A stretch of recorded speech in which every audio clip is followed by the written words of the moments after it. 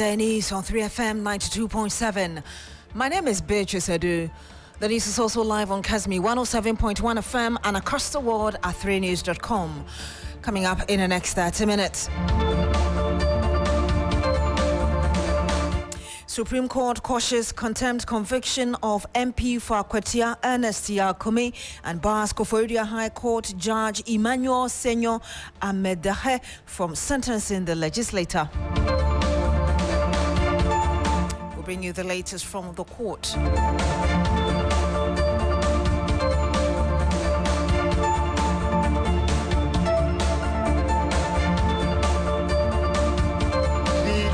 About the petition pending before the Koforidua High Court, the Supreme Court said we should go back to that. Also coming up, over 603,000 students sit for the Basic Education Certificate examination nationwide. We'll touch base with our reporters very shortly.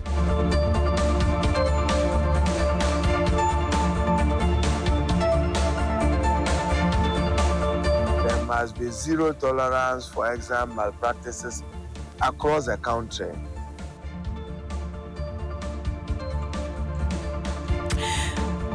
And much later, hospitals record more bodies as nurses strike enters second week. At the time, I am so pained to announce to you that immediately the leadership declared the strike, they left the country. And we'll bring you the latest on this.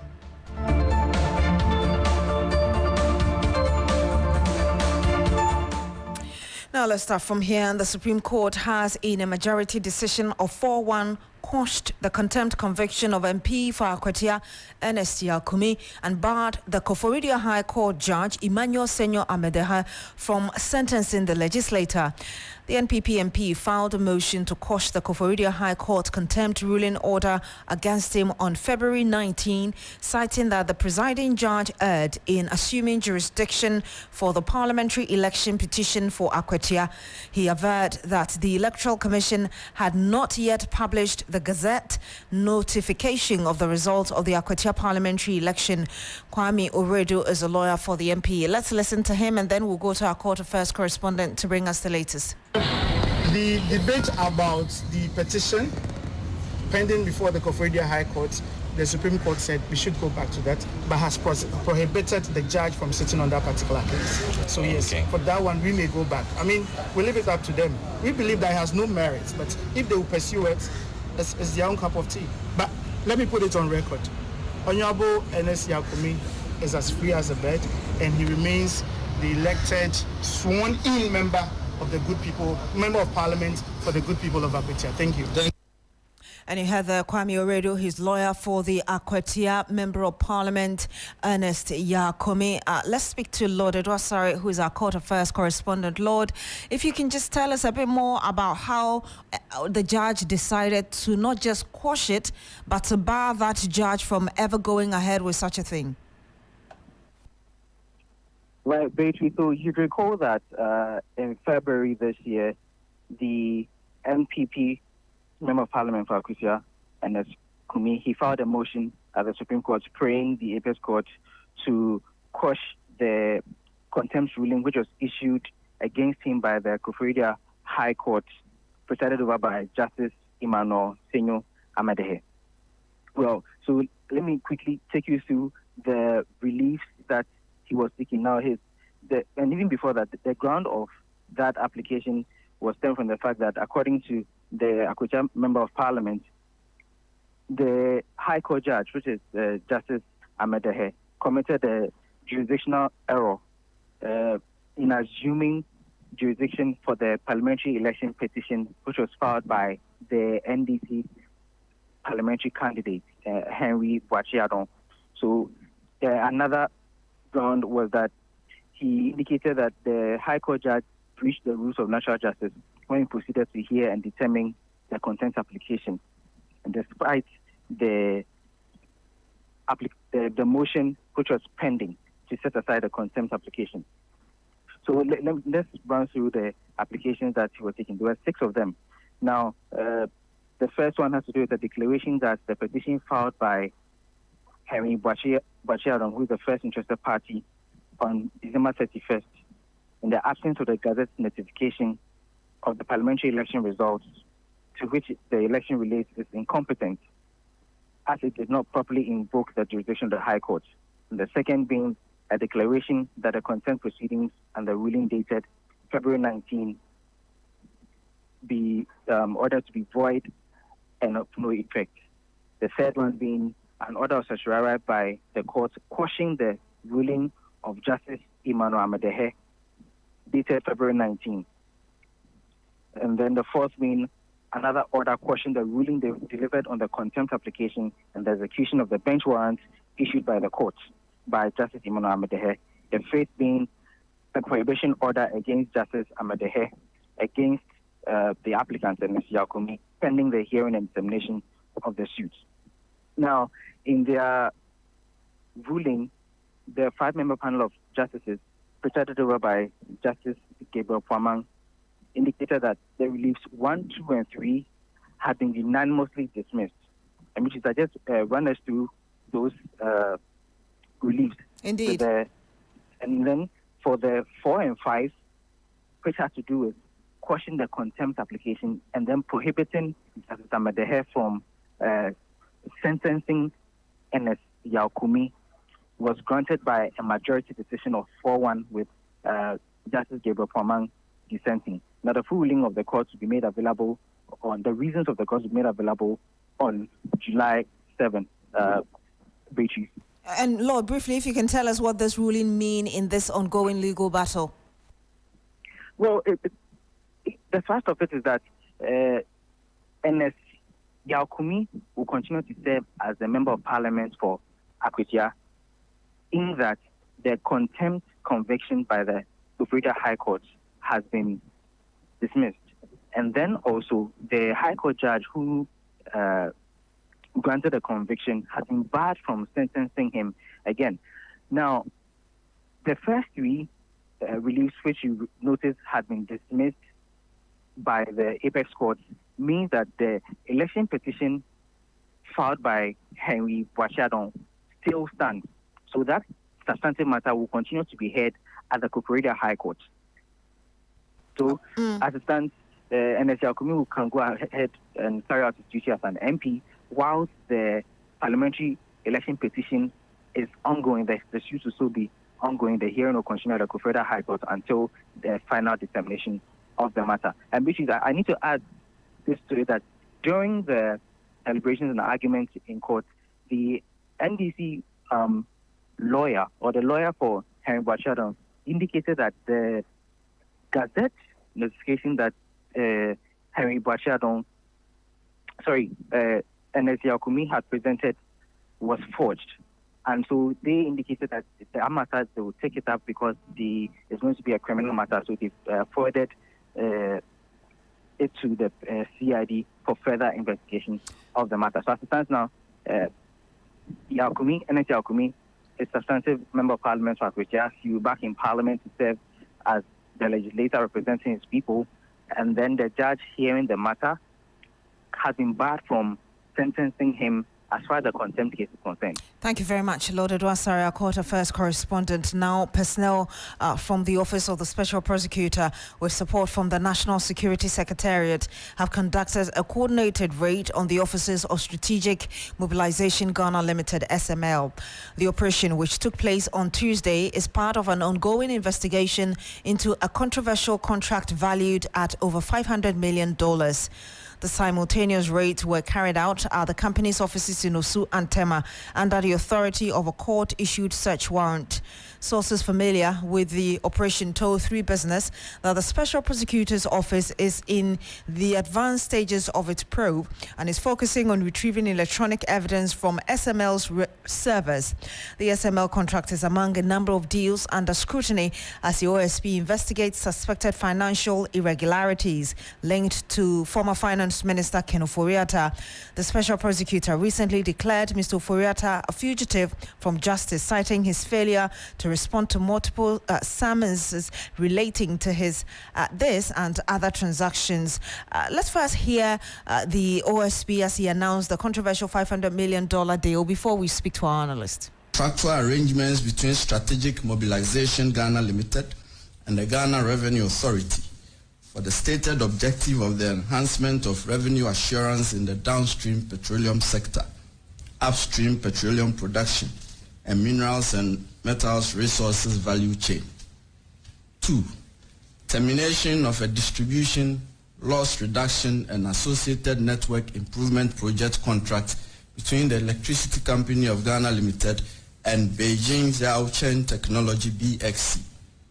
3. Procurement of contractors and materials and activities and payments in respect of the National Cathedral project. 4. Activities and payments in respect of a contract awarded by the Ministry of Health, initially commenced by the Ministry for Special Development Initiatives to Service Ghana Auto Group Limited for purchases and after-sales service and maintenance of 307 Mercedes-Benz Sprinter 305 CDI ambulances for the National Ambulance Service. And you had the special prosecutor, Kisie Jabin. Let's speak to Mr. Richard Kumado. He is a fraud and security consultant. Good afternoon to you, sir. Thank you very much for joining us. You're welcome, Beatrice. Now, the raid reportedly focused on retrieving electronic evidence. From your experience, how critical is digital forensics in building a successful corruption case in this context? If you look at the SMS contract, much of or many of the things they did were electronically done. And usually law enforcement searches will always lead to finding out additional documents to build up a dossier against the suspect, particularly when prosecution has become an option on the table. I believe they are looking for those digitalized evidence to be built up, to be added as the crime evidence against Ken Ofori-Atta. And in that regard, that's reasons why they might want to raid his office or the offices of SMA for that matter.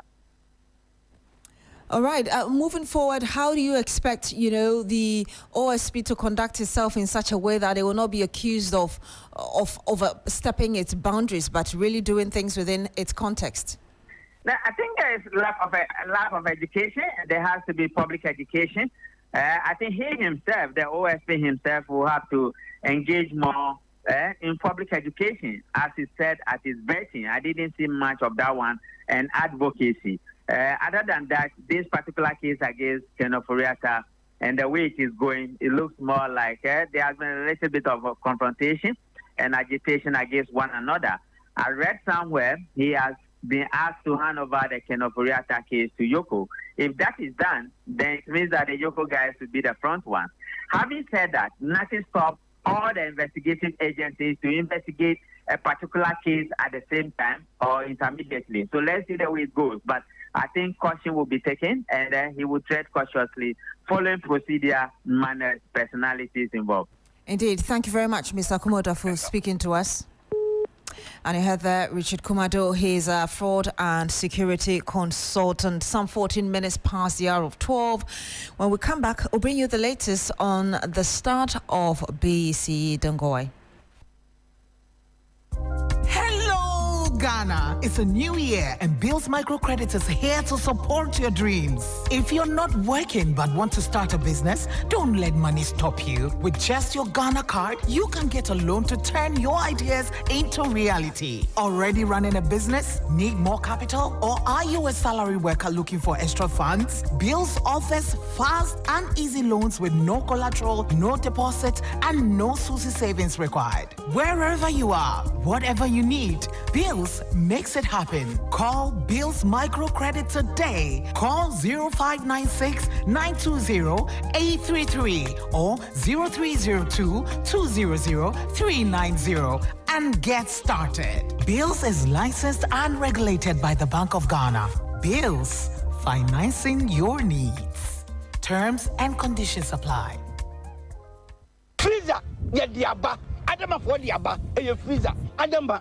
akuafo se manhia adama metimoso ma sorry kane no obobo mu ase a adwo frefre no bi amienu miensa na se nan atene wotimi di akwase adama fo adwena akuafo ho ahu se ye duro ba kope e be chifu ye bia high technology akofo freezer ba wenku a eno so benya 15 latest ni wa hwiegum watia no hwiegum o de basia fu ye bia ni wa basia bio ekoti se obetimo no na mu ye sure se o mention tasie ne mu ase na afọ na anu a freezer umpa we na apade freezer basia ebe so do so aman amoni age omuti na me wo sika omuti na me di me nyina duru ba bi so mo dum adama wo that adama no kua adama you can't resist ubenya adama West Africa for adwo bi wo be biara ye ton kai ho adwo afi kayo na kenkan enchoya ewo adro ho.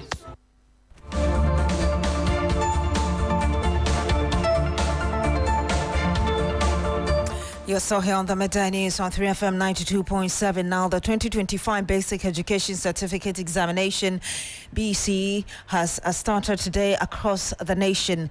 In all, a total of 603,328 made up of 297,000 males and over 300,000 females are sitting the exams from today, the 11th of June to the 18th of June. Also, 20,000 schools plus will be taking part in the examination.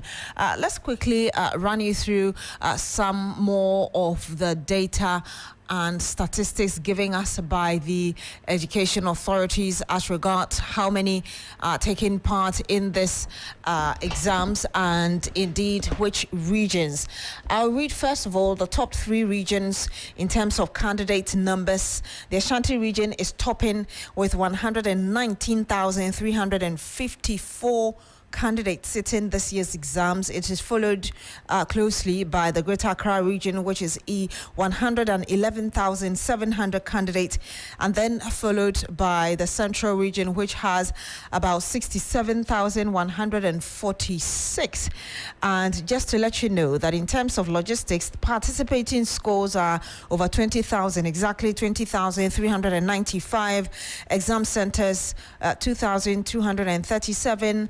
Supervisors about 2,237, and invigilators over 21,000 of them. In terms of the last or the 3 regions that have the least numbers sitting for the exams, you have OT region with 11,967, followed by Northeast region, which has 9,243, and the least in terms of candidates sitting for this year's basic as in the BEC is about 6,809. Well, the Education Minister Haruna Idrisu told some of the centers. Let's listen to what he said when he was there. There must be zero tolerance for exam malpractices across the country. And these young children represent the future and wealth of our country, and they need to grow with integrity. Let no one of them be associated with any exam malpractice. We also would want to encourage the West Africa Examination Council to be very timely with the delivery of exam papers and other logistics in order that the exam can start on time and end on time. This morning visit with the regional minister supported by the Director General have exposed us to what government must urgently be looking at. One, the lighting system in the classroom, not good enough. And then the state of furniture in some of the schools, indeed in most of the schools, is in very deplorable state. Government will respond appropriately and timely to this request. And you heard that the Education Minister Haruna Idrisu. In the Greater Accra region, Deputy Director General in charge of Management Services at the Ghana Education Service, GES, Professor Smile Gwavwa GC, said this year the government will not tolerate any form of malpractice. Now we are here and we are also impressed about what is happening. The directors of education, all the district directors are moving around. We have representatives from the GES, from WAEC, from Ministry of Education around just to make sure that If there's any problem, we get it solved. So far, I can say confidently that so good. So we are moving around. Have there been any challenges so far you've experienced in any of these schools? From the 3 big centers that we have visited so far, no challenges at all. No challenges. Papers were delivered on time. As I said, I got to a place before 9 a.m. and by 8:45, the papers were delivered and everything. The students were ready and they started the exam exactly 9. Then quickly we moved to Accra High. Before we got there, they've started and we are here and they are writing. And you had the Greater Accra Deputy Director General in charge of Management Services at the GES, Professor Smile Gavwa-Jise, speaking earlier to Judith Brown, my colleague who's been around some centers in Accra, and she joins us live on the phone. Judith, what more can you tell us from your rounds? Right, and so Beatrice, I've been to the Nima cluster of schools where there are 2 centers, one for Kizito and the Nima cluster of schools itself. They're writing at that particular school, and there are about 400 students and over writing at that center. They're already done with their first paper. They're on their first break, and I mean, they're in a few minutes, they're entering the classrooms once again to continue with computing. Their first paper was social studies, and they seem very elated after writing the papers. They believe that they've learned well enough. They're going to pass that exam. Most of them said it was an easy paper to write, and so definitely we'll see really what will be the outcome of that paper. But most of them are very confident. They're happy. They believe that with the look of this particular paper, that's the social studies paper, the others will go as smoothly as they wish for it to go. So basically, the students are just in high spirits as they're entering to write their next paper, which is computing. Beatrice. Great to know. Thank you so much, Judith Brown. She's my colleague visiting some of the BC centers. Let's take you now to the Ablekuma North constituency, where the municipal chief executive Kalamu Musa Adamu has taught some centers in the municipality as well. Well, a total of 2,633 candidates are taking part in the examination, with males constituting about 1,237 and the rest being female in 12 centers. Some of the schools she taught include Odoko, McLean Basic School, Potential Skills Academy. Let's listen to what he said when he was there. As you prepare to start your examination today, to move into your various classrooms, examination halls to start your papers, I wish you the very best of luck.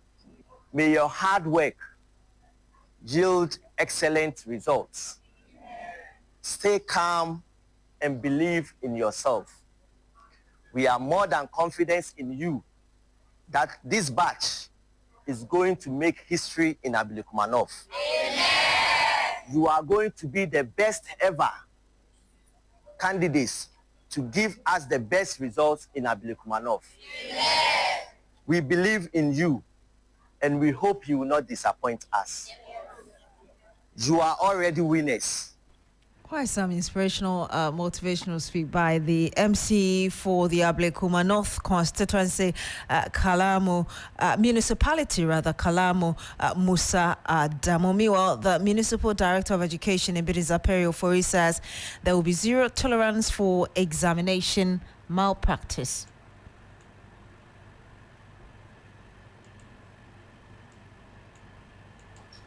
We have invigilators and supervisors numbering 107. So I have 12 supervisors, 3 assistant supervisors, and then 92 invigilators who are manning all the centers. Now, in terms of support for the learners, exactly. So we have done subject interaction where we brought in examiners to take them through how to answer questions.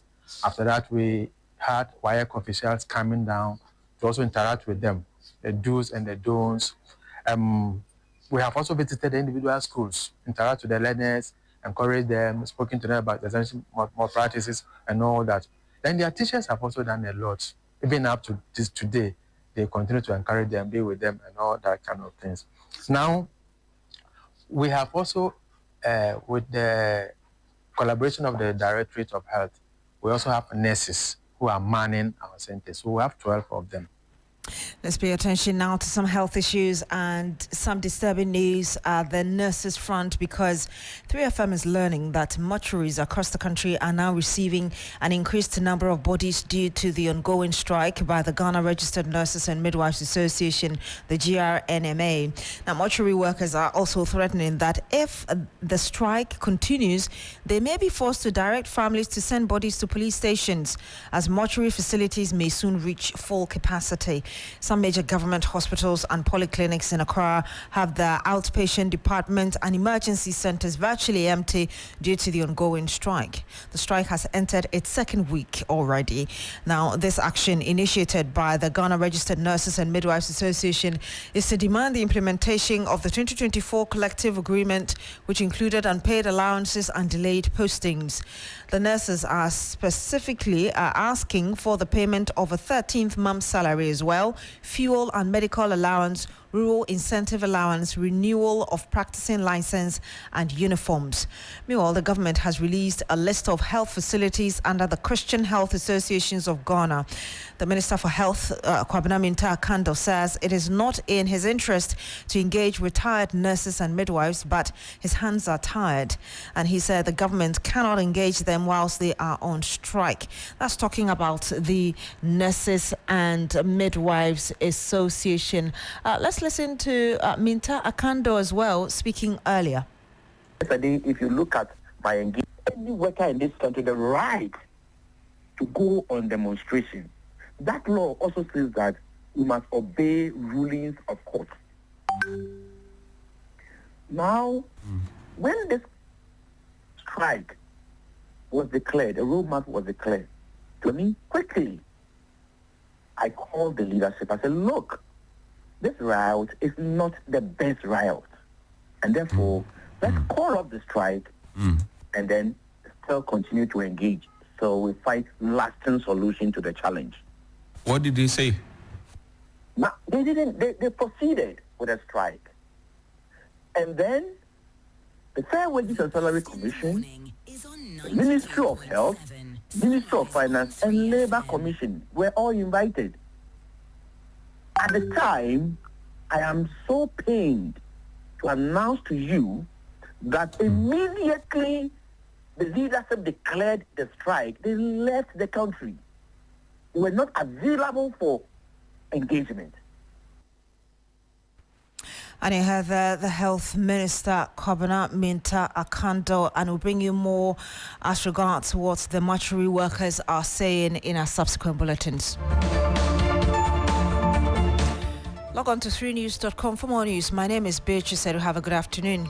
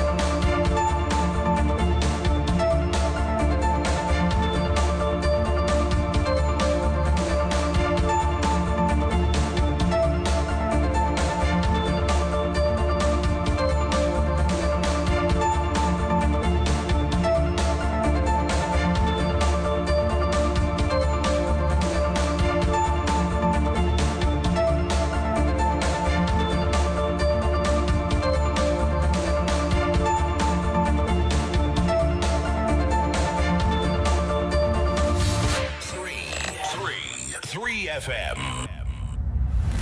3FM 92.7. Urban Lifestyle Radio Station. Follow us on social media. Twitter at 3FM 92.7. Facebook at 3FM 92.7. And also on 3news.com.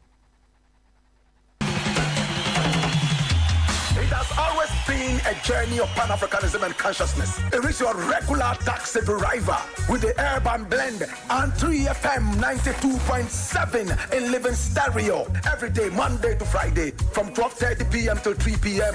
This is the show everybody listens to, so your business will certainly do well here. My name, Black Rasta. I am the rootical, hairtical, Don Gargan, Mua Fire, Rhythm, come forward. I think I chika fankare, Azure ya chika fankare, Abama ta chika fankare. 3FM, your urban lifestyle radio.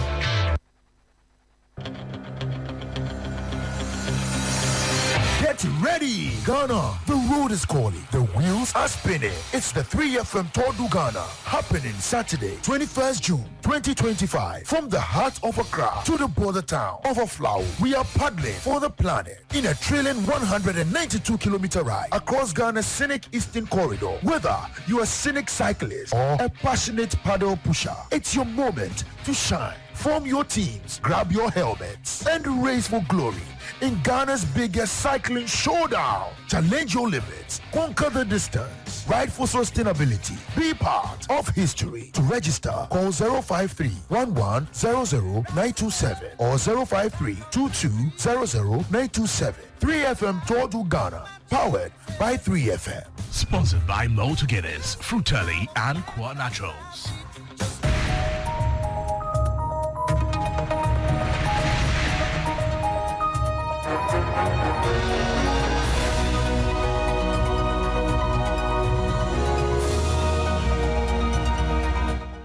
Hello, good afternoon, and welcome to Business Daily on 3FM 92.7. I am Menu Afol. Coming up, Ghana's economy sees robust growth in Q1 of 2025, driven by services and agriculture. The 1 real GDP represents a growth rate of 5.3%, up from 4.9% in the same period of 2024. Also, National Petroleum Authority defends delay in energy sector levy implementation, stressing it will ensure smooth rollout. I can say to the glory of God that at least by the 16th, COMAC members will be able to put their house and financial situations in order. Plus, World Bank warns of downside risks to sub-Saharan Africa's growth outlook. We have details of these and others lined up for you. Please stay.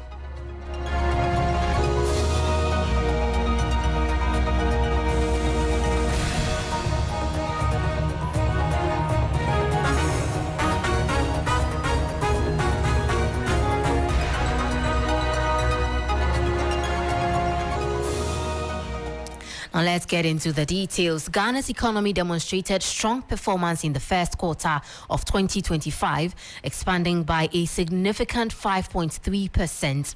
This marks an improvement from the 4.9% growth rate recorded same period of 2024, according to the latest data released by the Ghana Statistical Service. Government statistician Dr. Alhassan Idrisu attributed this growth primarily to the robust expansion observed in both the services and agricultural sectors. Nominal GDP for 2025-1 was 375.2 billion Ghana cedis, and this increased from the 2024 Q1 nominal GDP of 290.7 billion Ghana cedis. Non-oil nominal GDP, which is nominal GDP excluding oil and gas, was 364.3 billion Ghana cedis, up from 278.3 billion Ghana cedis in 2024 Q1. Real GDP for 2025 Q1, the GDP after we have taken the effect of inflation away, and that was 53.5 billion Ghana cedis, and this increased from the 2024 Q1 real GDP of 50.8 billion Ghana cedis. The 2025 Q1 real GDP represents a growth rate of 5.3%, up from 4.9% in the same period in 2024. That was government statistician Dr. Alhassan Idrisu there. Meanwhile, the World Bank has cautioned that the growth outlook for sub-Saharan Africa, including Ghana, is facing significant downside risks. According to the institution's June 2024 Global Prospects report, escalating global trade tensions could lead to weaker than projected global growth, posing challenges to the region's economic prospects. The following news desk report has more. The report highlights that while the direct impact of increased U.S. trade barriers on sub-Saharan African economies may be limited, further trade fragmentation or a sharper slowdown in global growth could have considered adverse effects due to the region's dependence on commodity trade. A slowdown in China, for instance, would negatively impact demand for minerals and metals, affecting countries that rely heavily on these exports. Other downside risks identified by the World Bank include worsening political instability within the sub-region, particularly in East Africa and the Sahel, and the potential for increased debt servicing caused if global interest rates remain high. The institution warns that persistently high global interest rates could heighten the risk of government debt distress, undermining recent progress in fiscal consolidation. Conversely, the report notes that subsiding global trade tensions could benefit sub-Saharan African growth outlook through improved global economic activity, lower export tariffs, and stronger global investor appetites. That was a 3 Business News Desk report. Now, the Bank of Ghana says more small and medium-skilled businesses in the country can now get loans without needing to own land or buildings, thanks to a special system called Collateral Registry. Speaking at an event to mark 15 years since the registry was set up, the first Deputy Governor, Dr. Zakari Mumuni, said the system has helped banks and lenders to know who owns what, making it easier and safer to give out loans. He added that the registry is opening doors for small business owners who used to be left out, allowing them to use things like stock and business tools to apply for credit. Beyond supporting formal banking processes, the collateral has expanded the frontier of financial inclusion. Micro, small, medium-sized enterprises who often lack traditional forms of collateral can now use movable access like stock, receivables, and tools of trade to secure credit. This is a significant step towards democratizing finance in Ghana. And by unlocking access to credit for the underserved groups, the registry has contributed meaningfully to job creation, business resilience, and local economic growth. Our vision for the registry is ambitious. We are investing in advanced technologies, including artificial intelligence. You heard the voice of First Deputy Governor of the Central Bank, Dr. Zakari Mumuni. Away from that, the National Petroleum Authority, NPA, has defended the decision to postpone the implementation of the energy sector levy, saying the move was necessary to ensure the smooth rollout of the policy. The 1 cedi levy was introduced by the government as part of efforts to addressing mounting debts in the country's energy sector. However, its original start date faced strong opposition from oil marketing companies who argued they had not been given enough time to prepare. Speaking at the Chamber of Oil Marketing Companies Safety Week celebration, NPA Chief Executive Eddie Tamaklo said the authority remained committed to fostering a supportive environment for OMCs across the country. There is a current concern which has to do with the 1 Ghana cedi per litre energy sector recovery levy. Parliament authorized this on the 3rd of June and has received presidential assent. The industry were up in arms. We need money. Justifications have been provided. But when the industry reached out and gave clear indications that the implementation framework would bring additional financial challenge to them, we saw wisdom in it and quickly called for a truce. I can say to the glory of God that at least by the 16th, COMAC members will be able to put their house and financial situations in order for a smooth implementation of the program. Mr. Tamaklu also called for a review of the law that established the NPA, describing it as outdated. He said the nearly 20-year-old legislation no longer reflects the current dynamics and trends in the petroleum downstream sector and must be updated to ensure regulatory efficiency. Our regulatory agenda for the industry includes: we want to repeal the current act, which is almost 20 years. And we always say that the industry is always ahead of the regulator. So after 20 years of enactment, we need to sit down quietly and try and see if we can tweak the current NPA Act and see if we can make it a bit more progressive to meet the needs of our people 20 years down the line. We are rolling out rigorous management information system, upgrades and enforcement tools. We are scaling up the issues of local content and Ghanaian participation with certified training for stakeholders. We want to engage COMAC when the time is due. And that was CEO of the National Petroleum Authority, Eddie Tamaklu there. Now that's it for Business Daily here on 3FM 92.7. For more business stories, kindly log on to our website. It's www.3news.com. I am Menu Afo. Stay tuned. Urban Blend is up next.